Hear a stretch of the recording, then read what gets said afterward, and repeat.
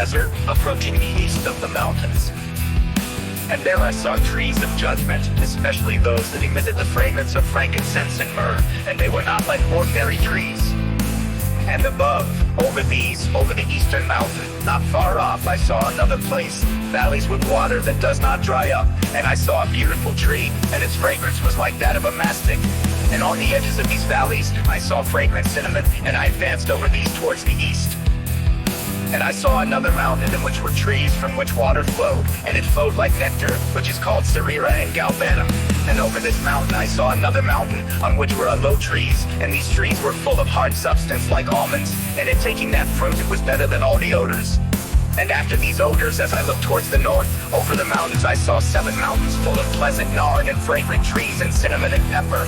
And from here I went over the summits of those mountains, far towards the east, and passed far above the Erythraean Sea, and went far from it, and passed over the Angel's Hotel.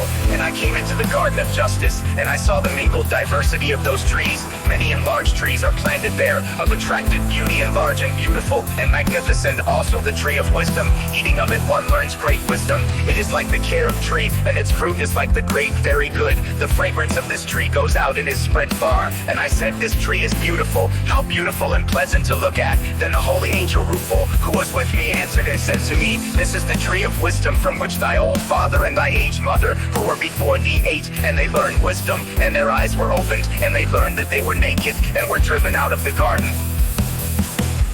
And from here I went to the ends of the earth, and saw great animals there, and one different from the other, and the birds differed as to their appearance, their beauty and voices, one different from the other.